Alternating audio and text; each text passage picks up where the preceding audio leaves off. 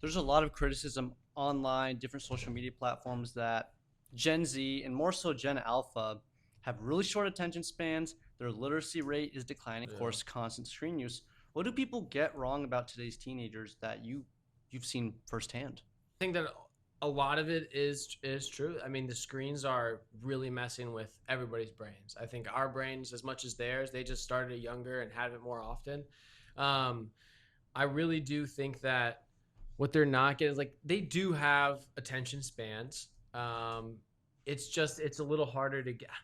It's just a little bit harder to get that attention. But when you talk about something they care about, like, oh, they care and they're locked in, if you will. Come on now, and they know what they're doing. It just depends on how do you bridge that first gap of like a lot of them have a stigma like against using their brain. Look, like honestly, like Mhm. it's like it just feels like work sometimes, I think, to some of them. And so that's unfortunate. And so just letting them know that, like, all right, it doesn't always have to be work, you know, it just, hey, we're just doing this. We're just trying things out there. And so I think taking away a lot of those, like, you know, points or like quit, like, you know, like something that really stresses them out. Obviously, those are important. We're going to have those. But like letting them be wrong, I think it's super important. That's one thing that a lot of them are afraid of. I think growing up with social media and with even AI, it's like it's so easy to find the right answer. People are so afraid to be wrong.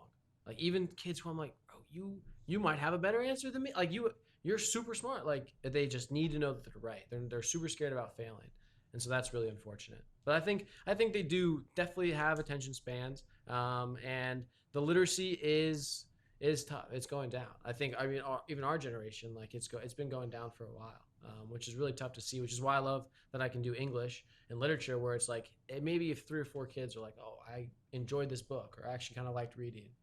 I feel like that makes somewhat of a difference.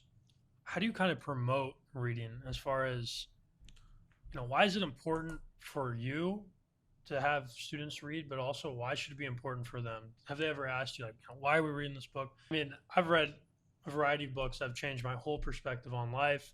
Um, it's nice getting other people's perspective because everyone thinks about the same text differently, and there's a lot of value in that. I remember reading, like you said, Animal Farm, and a version of it that I was thinking about was completely different than one of my classmates. But that version of that, his story, if you will, kind of changed my perspective on my whole reality that I didn't Yeah, even think yeah. about. So, how do you see that in the classroom where students are kind of getting their reality shifted? And also, what are you doing to kind of promote more reading? I read. I really do. Whenever I have if it's like, hey, we're reading for 10 minutes, and if I don't have something, that I need to do, something to get in, some email or something, like I'm gonna open my book and read. And I'm reading fantasy fiction. Sometimes I'm reading it like I'm working my way through 1984 right now. It's the first time since high school. It's a bit slower than what I'm used to, but it's really engaging. I love it. I'm annotating it, which feels weird, but I love, and it really helps it. Um, I think one, showing how much I really do enjoy reading and what it can do for me, talking about how it's helped me, um, and like you're talking about Animal Farm. We were at Animal Farm. It's like they had to make podcasts talking about how they could overcome Napoleon's tyrannical rule, and it's like and talk about what got them there in the first place. It's like the inability to read screwed all those animals over so many times, like over and over and over again. Not being able to read, not being able to formulate their ideas, not being able to articulate their ideas. Like that, we are social people, and it's so easy to be influenced, And so I think that's one of them, is just showing like one, what you can do and what you can stop from happening to you by being able to read, think for yourself. And I think that's one thing that it's a bit harder, but by the end of the unit or the book, like I really do think they're getting it, to that. And not that they're all reading a bunch now, but I do think that they're like, okay, that is an issue. I'd like to switch over to the topic of AI in education. I've read Mm. some pretty crazy stats recently, and I've heard that anywhere from 86 to 93% of K through 12 schoolers are actually using AI, generative AI, so your tools like ChatGPT, every single day. So, has AI changed what you assign, how you grade, or what you consider evidence of learning in your classroom? I think so. I think it kind of has to. Even if they're not copying and pasting, ChatGPT answers. a lot of them are probably using it to get good, claims or a thesis, or to get their main points for their thesis, or to analyze, if we're doing an article. I have to imagine that a lot of them are doing that. So it is kind of like there's less of just looking for like, oh, do they have, they have the right information, and then looking at how do they say it. I know how this person writes. Are they writing well? Are they writing as well or better than they could, and kind of gauging that. And it's like their voice. And so trying to learn their voice as the semester goes on in their writing and trying to pick out. I mean, it's changed the way that they think about it. I didn't get a lot of, just like copy and paste AI. There are some times where I was like I said, I have to imagine that they're probably using it, but it wasn't super obvious, or obvious at all. Yeah, it's a tough one. So what are your specific boundaries when it comes to AI in the classroom? And I ask this because this is not really a well-defined area. Still, most teachers, even at high school that I've worked at, they don't really have clear boundaries. So I'm asking, what are yours? Yeah, again, it's very hard to do. It's an unknown, to a certain extent. I'm sure that our district has policies. I'm not as well informed as I should be. I will be by the time the semester starts. But for me, I mean, obviously copying and pasting, if I can tell that you copy and pasted your answers, or that it's like heavily AI use, it's just unacceptable. It's that's, you're going to rewrite it again and by hand. For me, thinking about, what type of assignments are we going to do more in class writing? That's one thing I really try and stress on. It's like, even if you're typing, we're doing that in class. 45 minutes, you're going to write, 2 academically written paragraphs and with 3 citations or something. What should a teacher do when a student breaks those preset AI boundaries? I think it depends. I think it depends on. It's tough. I mean, you don't want to be too subjective, but I think it does depend on the student.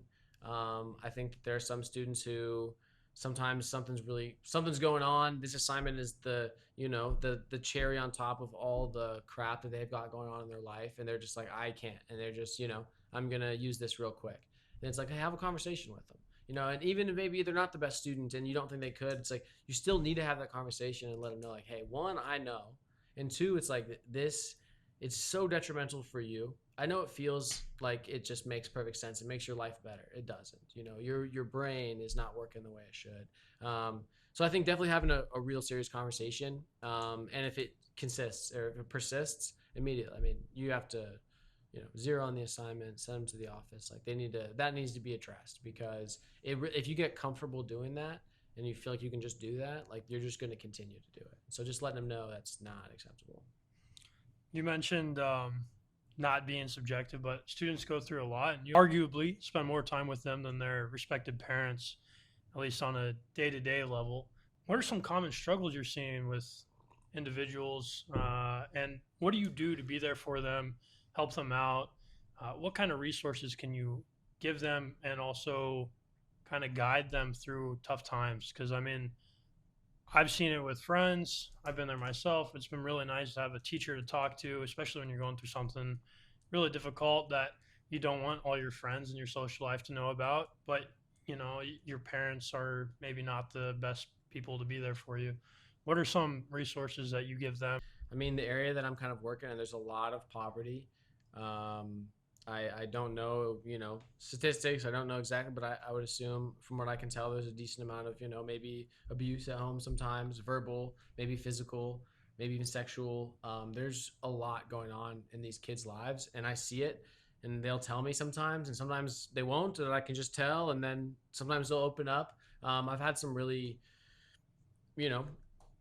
deep conversations with some of them that have opened up to me, and I feel like that's a privilege, but it's also a really big responsibility. And I always just try and let them know, like, one, like how important they are, and they shouldn't ever feel like any of this is their fault, not just like, not to take blame, like there's nothing that they can do about it, but also always being there to listen, not judge, and a reporter. There's a certain level. You tell me some things, I have to report it. It's going to be a thing. Talking with them, I think my age helps them feel comfortable opening up, and then also like snacks. Like I was stocked. I kept stocked. Granola bars, trail mix, clementines. Ooh, just they would go crazy. They got a little bit too. They would walk in and be like, "Mr. Curtis, can I have a clementine?" I'm like, no. Like, let's wait. But there's one kid in my creative writing. I got him a granola bar at least every day. every day because he could eat 10 of them if he want. You know, he just Mhm. he doesn't have that at home, and Right. and that's something that a lot of these kids, you know, they're not. He was willing to tell me, and he's like, hey, I barely eat, and but a lot of them they are not going to tell you that. You know, you're not going to know, and so just trying to keep that in mind when you're dealing with them. Like you never know what's going on.